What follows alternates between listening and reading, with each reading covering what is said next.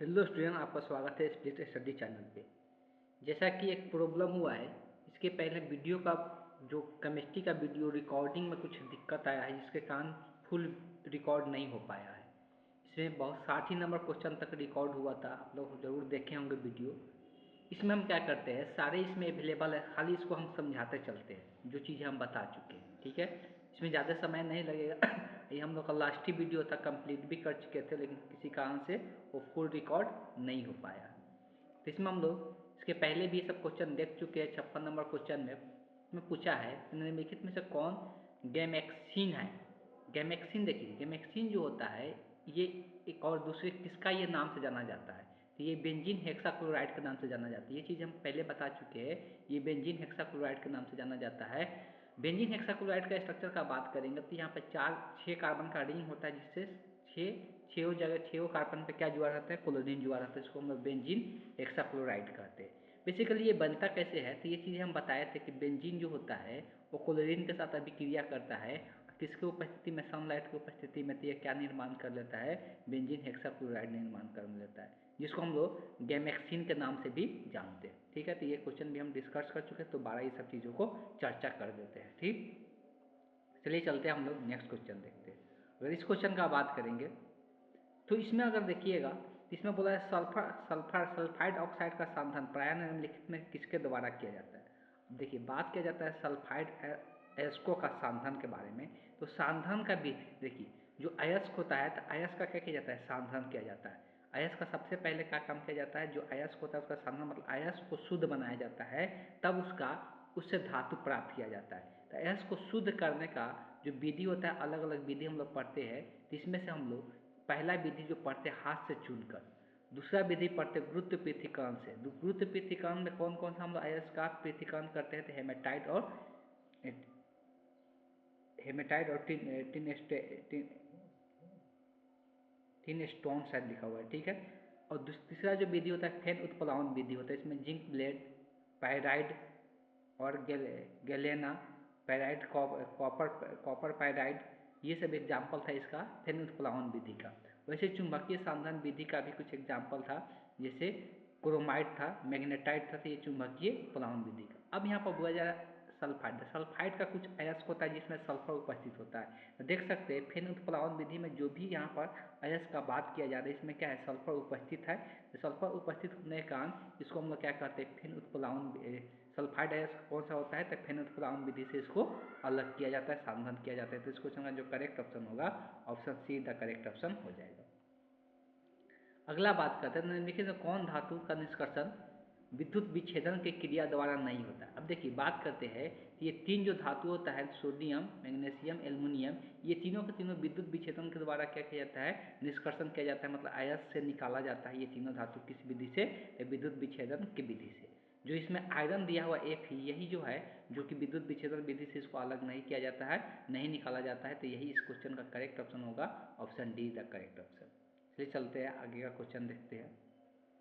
इसमें है तो हूप विधि द्वारा निम्नलिखित में किस धातु का शोधन किया जाता है। देखिए, जब अयस्क से धातु बन जाता है, जब अयस्क से धातु का निर्माण हो जाता है, तो उस धातु को फिर क्या किया जाता है, शुद्ध किया जाता है, शोधन किया जाता है। तो इसमें हूप विधि किस धातु के लिए अप्लाई किया जाता है, तो कॉपर धातु के लिए हूप विधि का अप्लाई किया जाता है, धातु को शुद्ध बनाने के लिए। ठीक, इस क्वेश्चन का जो करेक्ट ऑप्शन होगा, option A the correct option हो जाएगा। चलिए चलते हैं, नेक्स्ट क्वेश्चन देखते हैं। अगला है निम्नलिखित में कौन सबसे कम क्वथनांक वाले गैस है।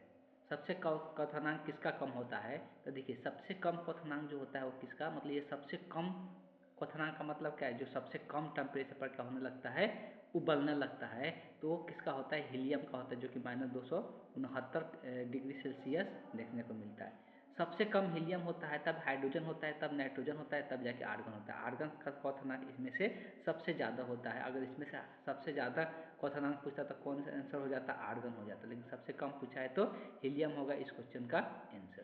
चलिए चलते हैं, नेक्स्ट क्वेश्चन देखते हैं। अगला निम्नलिखित में से कौन से एक ऑक्सी अम्ल बनाता है। देखिए, इसमें जितना भी दिया हुआ है हम लोग को पता है, ये 17वां वर्ग का तत्व है, फ्लोरीन, क्लोरीन, बोरोमीन और आयोडीन है। ठीक है, नीचे वाला क्या है, आयोडीन है। तो ये 17वां वर्ग का तत्व है, ये सब के सब अम्ल का निर्माण करता है, सब के सब क्या करता है, तो अम्ल का निर्माण करता है। लेकिन अम्ल का हम लोग बात करते हैं तो ये जो है क्लोरीन जो होता है दो दो अम्ल का निर्माण करता है। ये एक HCl बनाता है, एक HClO3, सब के सब ये दो दो अम्ल का निर्माण करता है, सब के सब ये दो अम्ल का निर्माण करता है। लेकिन जो इसमें से फ्लोरीन जो होता है ना वो सिर्फ HF का ही निर्माण करता है, वो HFO3 का निर्माण नहीं करता है। तो यही सिर्फ एक ऐसा है जो कि ये सिर्फ एक ही अम्ल ऑक्सी अम्ल का निर्माण करता है। तो इसीलिए इस क्वेश्चन का जो करेक्ट ऑप्शन होगा option A is the correct option हो जाएगा। चलिए चलते हैं नेक्स्ट क्वेश्चन देखते हैं। अब SO8 का ऑक्सीकरण संख्या पूछा। ऑक्सीकरण संख्या निकालने का क्या तरीका है, तो कोई भी इसके साथ और भी तत्व जुड़ा रहता तो यहाँ पर लिख देते, यहाँ पर 8x, 8 गो है तो इसको x माने तो 8x लिखाएगा, और कोई तत्व है ही नहीं तो ये बराबर क्या हो जाएगा, जीरो हो जाएगा। तो x बराबर यहाँ पर जीरो निकल के आएगा, इसलिए इसका ऑक्सीकरण संख्या जो होगा क्या हो जाएगा, शून्य हो जाएगा। तो option D the correct option हो जाएगा। सल्फर ये यौगिक दिया हुआ S8, जिसका ऑक्सीकरण संख्या पूछा है तो इसके साथ कोई तत्व और दूसरा जुड़ा ही नहीं, इस पर कोई चार्ज भी नहीं है। अगर चार्ज रहता था बराबर में जीरो न लगते उसको चार्ज को दिखाते तभी भी कुछ ऑक्सीकरण संख्या मिल जाता, लेकिन चार्ज भी नहीं है इसलिए इसका ऑक्सीकरण संख्या क्या होगा, जीरो होगा। इसलिए चलते हैं नेक्स्ट क्वेश्चन देखते हैं।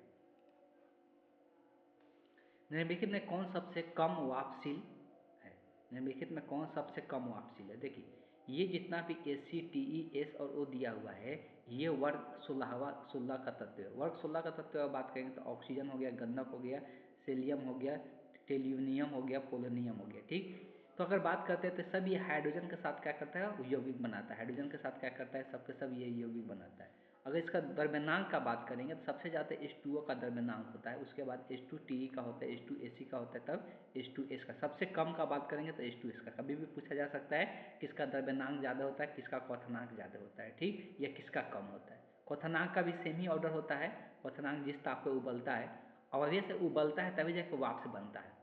तो ये सबसे ज़्यादा इसका क्वथनांक ज़्यादा है तो ये वापसी का इसका कम होगा, इसलिए कम वापसी बनेगा, इसलिए ज़्यादा टेम्परेचर पे ये बोल रहा है।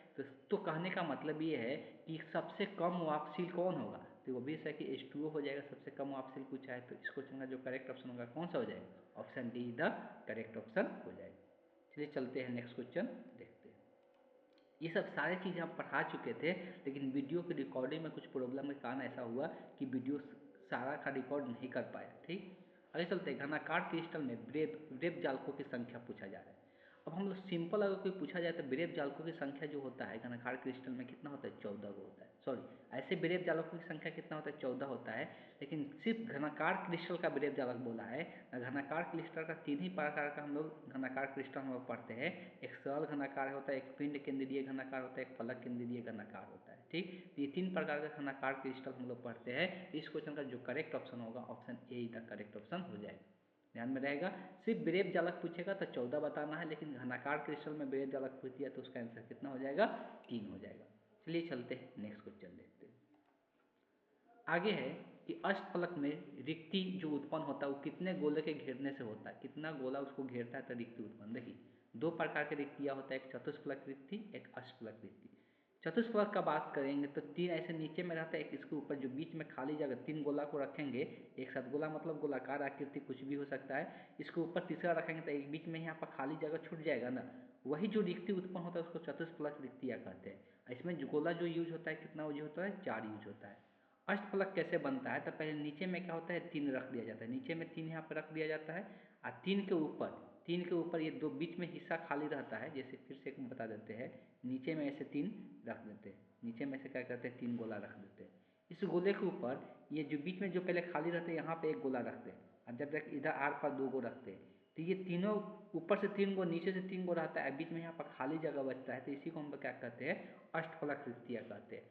अष्टफलक में 6 कितना कितना गोले का यूज हो रहा है, 6 गोले का यूज हो रहा है। 6 गोले का एक रिक्ति उत्पन्न हो रहा है, इसलिए इसमें गोलों की संख्या कितना हो जाएगा, 6 हो जाएगा। तो option be the correct option हो जाएगा इस क्वेश्चन का। चलिए चलते हैं नेक्स्ट क्वेश्चन देखते हैं। यहाँ पर बात किया जाने में किस प्रकार के दोष को के कारण क्रिस्टल का घनत्व में क्या आ जाता है, कमी आ जाता है। क्रिस्टल के घनत्व में किस प्रकार का, अब देखो एक होता है फ्रेंकल दोष, अंतरालिक दोष, और एक होता है एफ के अंदर। ये तीनों के तीनों में कोई घनत्व में कमी नहीं आता है। फ्रेंकल दोष और अंतरालिक दोष का बात करेंगे, फ्रेंकल दोष और अंतरालिक दोष का बात करेंगे तो इसमें से जो आयन टूट के निकलता है वो क्रिस्टल के अंदर ही रह जाता है और वो अंतराली स्थान में चला जाता है। कहाँ पे चला जाता है? अंतराली। जैसे कि मान लो कि कोई क्रिस्टल का बात करेंगे तो बीच बीच में क्या होता है कि इस क्रिस्टल के बीच में खाली स्थान होता है, बीच क्रिस्टल के बीच में क्या होता है? खाली स्थान होता है। तो इसमें से आयन निकल के क्या होता है? ये खाली स्थान में चला जाता है, तो ये पूरा क्रिस्टल से बाहर नहीं निकलता, इसलिए इसमें कोई घनत्व में कमी नहीं आता है फ्रेंकल और अंतराली। एक होता है धात्विक दोष होता है, तो धात्विक दोष में एक केंद्रक दोष भी पाया जाता है, लेकिन जो घनत्व में कमी आता है इसमें से क्या होता है, लेकिन जो शॉर्टरी दोष होता है इसमें से आयन निकल के क्रिस्टल से ही बाहर चला जाता है। क्रिस्टल से क्या हो जाता है, जैसे कि यहाँ कोई आयन है तो इससे निकल के क्रिस्टल से ही बाहर भाग जाता है, इसके कारण इसका द्रव्यमान में कमी आ जाता है, तो जिसके कारण घनत्व में इसका भी क्या जाता है? कमी आ जाता है। इसलिए इस क्वेश्चन का जो करेक्ट ऑप्शन होता है option be the correct option हो जाएगा। अगला क्वेश्चन का बात करेंगे तो अगला क्वेश्चन निम्नलिखित में कौन फेरो चुंबकीय पदार्थ है। देखिए चुंबकीय पदार्थ का बात करेंगे तो प्रतिचुंबकीय पदार्थ होता है। प्रतिचुंबकीय पदार्थ के बारे में बताया गया है जिसमें अयुग्मित इलेक्ट्रॉन नहीं पाया जाता है, जिसमें एक भी अयुग्मित इलेक्ट्रॉन नहीं होता है, सबके सब युग्मित होता है, तो उसको हम लोग प्रतिचुंबकीय पदार्थ कहते हैं। तो डिपेंड करेगा पदार्थ पर, डिपेंड करेगा एलिमेंट पर, तत्व पर। अनुचुंबकीय पदार्थ का बात करेंगे तो ये कुछ एग्जाम्पल याद रख सकते हैं जो अनुचुंबकीय पदार्थ का एग्जाम्पल है। फेरोचुंबकीय का बात करेंगे तो इसका भी कुछ एग्जाम्पल यहाँ पर लिखा हुआ है, इसको याद कर सकते हैं। ये कुछ फेरो के चुंबक। अब यहाँ पे एंटी फेरक चुंबकीय पदार्थ होता है MnO, इसको भी ध्यान रखकर कभी पूछा जा सकता है। फेरी चुंबकीय पदार्थ इसमें थोड़ा सा अंतर होता है, लेकिन इसमें भी जो एग्जाम्पल आता है Fe3O4, ये भी फेरी चुंबकीय पदार्थ हो जाता है। तो अगर इसका हम लोग बात करेंगे तो इसमें जो होता है तो ये पूरा का पूरा फेरो चुंबकीय पदार्थ है। इसमें से कौन सा ऑप्शन मैच कर रहा है? Option be the correct option हो जाएगा इस क्वेश्चन का। अगला क्वेश्चन देखते हैं। बोला गया है विलयन के अनुसंग के गुणधर्म का उदाहरण बताए। देखिए विलयन का अनुसंग का गुणधर्म अगर बात किया जाए तो अनुसंग का 4 गुणधर्म होता है। एक होता है प्रासरणीय दाब होता है, वाष्प दाब का अवनमन होता है, क्वथनांक का उन्नयन होता है, हिमांक का अवनमन होता है। ये चारों अच्छे से डिटेल में हम पढ़ाए हुए हैं, ठीक है। ये चारों के चारों होता है अनुसंग के गुणधर्म। तो इसमें से पूछा है कौन है, तो अभी से क्वथनांक का उन्नयन इसमें सिर्फ दिया हुआ और तो कोई दिया नहीं है, इसलिए इस क्वेश्चन का जो करेक्ट ऑप्शन होगा option see the correct option हो जाएगा। अब देखो पूछा है कि घोल के 1 किलोग्राम उपस्थित घोलने में मोलों की संख्या को क्या कहते हैं। अब इस बात को ध्यान में रखिए, दो चीज़ हम लोग पढ़ते हैं 12वीं क्लास में, एक मोल रता बोलते हैं, एक मोल लता बोलते हैं। मोल रता जो होता है, रॉ जो होता है, उसमें क्या होता है 1 लीटर बिलियन में जब विलय मिलाते हैं तो उसको हम लोग मोल रता के नाम से जानते हैं। और जब 1 किलोग्राम बिलियन में विलय मिलाते हैं तो उसको मोल लता के नाम से जानते हैं, ठीक। तो यहाँ पे 1 किलोग्राम बोला है, इसलिए कौन सा ऑप्शन सही हो जाएगा? ऑप्शन बी करेक्ट ऑप्शन हो जाएगा। अगर 1 लीटर बोलता तो option A the correct option हो जाता है, इस बात को ध्यान में रखना है। चलिए चलते हैं नेक्स्ट क्वेश्चन देखते हैं। वैसे घोल जो एक निश्चित ताप पर संयोजन के बिना किसी प्रकार के परिवर्तन को उबलता है। अब देखिए जब एक निश्चित ताप पर कोई भी घोल अगर उबलने लगता है, एक निश्चित ताप पर अगर उसमें दो पदार्थ मिला रहे, एक निश्चित ताप पर कोई भी पदार्थ उबलने लगता है तो वो कैसा मिश्रण होता है? एजियोट्रॉपिक मिश्रण होता है। मतलब दोनों का क्वथनांक अलग अलग रहेगा, लेकिन जो उबलेगा वो दोनों एक ही ताप पर उबलता है। जो उबलेगा जब उसको मिश्रण कर देंगे तो मिश्रण करने के बाद जब उबलेगा, कहने का मतलब कि मान लो कि मेरे पास दो पदार्थ है ए और बी, इसका क्वथनांक मान लेते हैं कि 130 डिग्री सेल्सियस है, इसका क्वथनांक 140 डिग्री सेल्सियस है। लेकिन जब दोनों को मिला दिए, ए और बी को क्या कर दिए, एक साथ मिला दिए, तो मिलाने के बाद दोनों को दोनों 135 डिग्री सेल्सियस पर क्या होने लगे? उबलने लगे। ये कभी कभी होता है, तो ये कैसा मिश्रण में होता है? तो ये एजियोट्रॉपिक मिश्रण में ऐसा देखने को मिलता है कि वो फिर एक ही सामान्य बिना परिवर्तन हुए उबलने लगता है, दोनों समान ही ताप पर उबलता है, ठीक। तो उसको एजियोट्रॉपिक मिश्रण के नाम से हम लोग जानते हैं। तो इस क्वेश्चन का जो करेक्ट ऑप्शन होगा ऑप्शन ए हो जाएगा। देखिए इसके पहले का वीडियो जो था आधा घंटा का हम बनाए थे लगभग, लेकिन उसमें रिकॉर्डिंग के प्रॉब्लम के कारण सही ढंग से रिकॉर्ड नहीं हो पाया। उसमें क्वेश्चन हम लोग देख पा रहे हैं कि वीडियो अपलोड हुआ है, आप लोग देख सकते हैं, उसमें सिर्फ 4 ही क्वेश्चन 60 नंबर तक क्वेश्चन तक अपलोड हुआ है, ठीक। इस कारण से हमको फिर से ये रिकॉर्ड करना पड़ा और इसमें आप देख कर समझ सकते हैं सारी चीज़ें लिखा हुआ है।